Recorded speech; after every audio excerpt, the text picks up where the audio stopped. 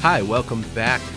You're listening to The Roundtable with Emilio DiSpirito and co-host Zachary LeVake, Maverick Funding. This segment, we're going to go over 7 ways to increase your home's value, and then we have the lightning round. So let's talk about one of the most common questions that people ask, I would say probably all agents, is how can I increase my home's value? So maybe they're looking to refi, maybe they're looking to sell a home, who knows, right? But there's no exact list of items, and I strongly advise you to seek a professional, to have a professional maybe walk through your house or whatever it is that you may before they go ahead and suggest the stuff, okay?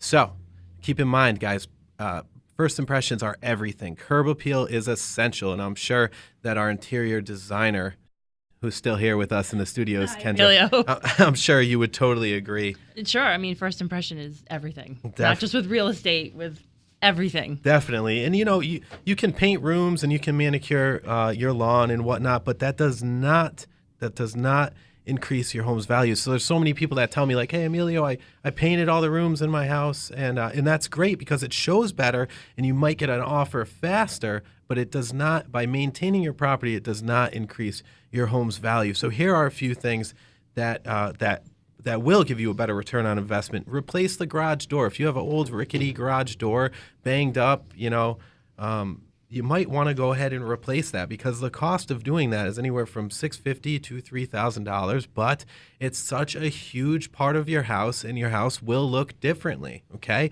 You want to replace windows. Replacing windows increases appeal. It's high efficiency, so you can save on that crazy energy bill, and they're priced at about $250 and up, fully installed. Okay, I've got contacts that do that if you need them. Vinyl siding, same thing. Very low maintenance. You don't have to worry about painting your house over and over, and it helps cut down energy costs.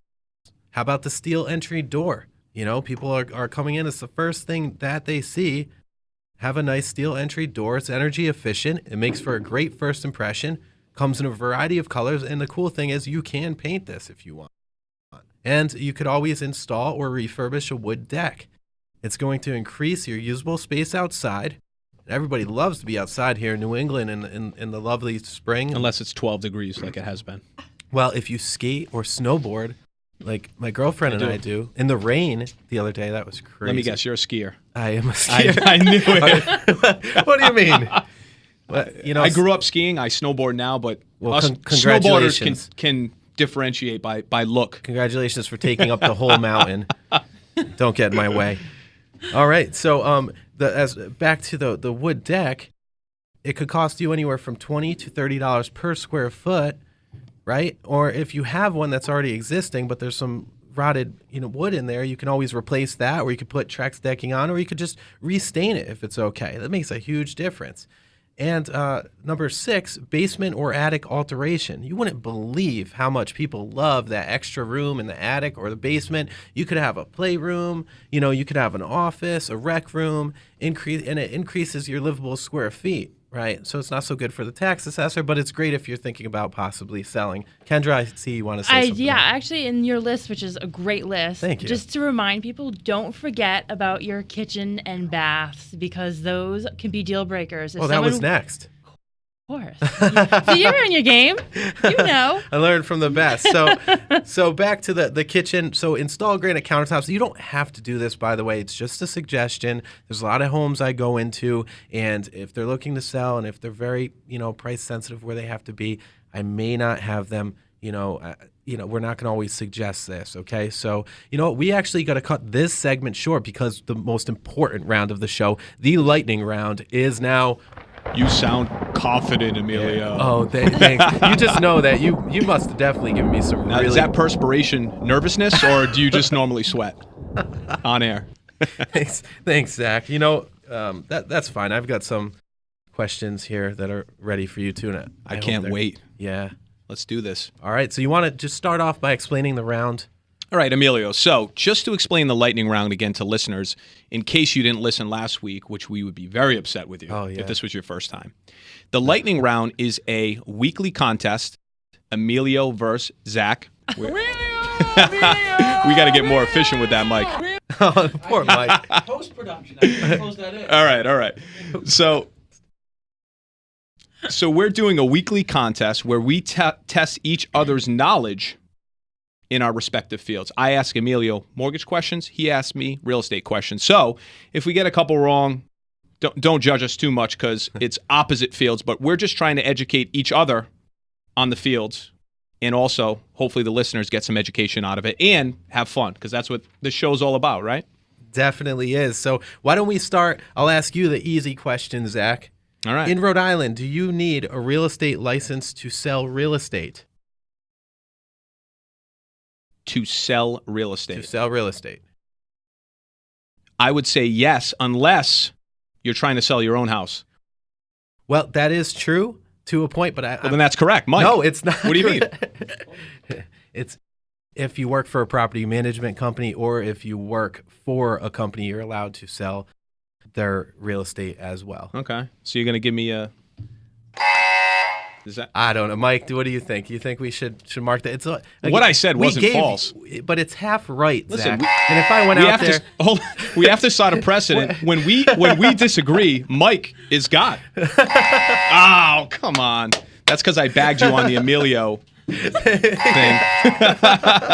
All right. There's one wrong. All right. So I'm going to ask you the easy question, Emilio. Okay. The FHA flip rule is still allowed on FHA purchase transactions. Okay, well, I know that has to do with sellers and their end of things if they bought with FHA. But, Zach, honestly, I don't have that answer. Okay, which is fine. I mean, maybe that should have been a hard question. Not a wicked hard one, though. This one's wicked hard. The answer is no. It used to be allowed. And just to educate everybody, the flip rule is a timing thing with sellers of a property. So previously, up until December 30th, I believe it was, 31st, excuse me. Mm-hmm. If you bought a home, you could purchase it and sell it within 90 days to a borrower utilizing FHA financing. Like that was allowed. Yeah, so you buy it March 1st for whatever, and you can resell it for a higher price April 20th. Very interesting. You can do that. Now you can't. So if you're utilizing FHA financing, make sure that the seller has owned the property for at least 91 days, or else that loan is going to get denied eventually. Wow. Yeah. Cool. It's a good thing to know. I love learning this stuff. It's a good thing to know. And I don't expect some of these questions, too, that I'm going to ask you. There's it would be almost impossible to expect a mortgage person. But I have my iPad here, so I'm just going to go on Google. No, you don't. I'm going to go on. No, I'm kidding. I have one here, but I won't do that. There's no cheaters here. Do that. So, all right, here's a hard question for you, Zach. In order to qualify and fit basic requirements to become a real estate broker in the state of Rhode Island, how many years must you have an active real estate license? For some reason, 3 and 5 stick in my head because that's a pretty... Well, oh, no, I didn't answer it, though. Oh, no, you did. Actually, there is no requirement. You were really trying to We love when each other fail. I don't know if this is a good partnership, man. Emilio fell off of his chair over there. You were trying to dig yourself out of that hole. That was hilarious. 4-2. I'm not looking forward to your hard question, though. All right, well, I don't think you're going to get it right. Here's the hard question. VA loans, veteran loans, always have a funding fee on them, which represents a percentage charged by VA to secure the loan under this program, which is charged to the borrower. So VA loans always have a funding fee. You can just mark it wrong. I don't know. And I've done a ton Well, of Emilio, VA. Yeah, I mean, you just, it was a 50-50 question. What? And you just, you didn't say anything, so, I mean... You deserve to get that wrong. You should have guessed. You know? Oh, Mike, man. give him a double X for that one. That was just embarrassing. The triple. All right. Oh, no. The answer to that is no, there's not always a funding fee. If a veteran has a disability related to service, so they were injured in the military, this funding fee is waived. So it was a trick question. No, I don't think so. It was yes or no, and you just didn't answer. So I think that's moving along. Yeah, that's a really bad answer. Can't wicked lie, hard, no. right? We're ready? Yeah, we are wicked hard. All This right. one's wicked hard. Oh, and it is. So I'd like to thank Rich Epstein, by the way, who used to co-hosts this show with That's a plug. Cellulopedes. Good It guy. is. I like He Rich. is a great guy. Excellent So guy. I'd like to thank him for texting me. Why don't you ask Zach about Meats and Bounds? Did he really? Yes, he did. All right, I'm going to have This to is call great. him. So to the best of your ability, please define Meats and Bounds. Meats and Bounds? Yes. So we're not talking about sirloin or filet or porterhouse, right? No. You could just say you don't know. Well, I'm not going to do that because I'm smart enough to at least answer the question so I have a shot. Is how can I increase my home's value? Bounds. Dig. Thanks. Tough crowd. Meats and Bounds. Let me ask you, all right, does it relate to property area? Yes. Okay. Meats and Bounds, I would think, has to do with property lines.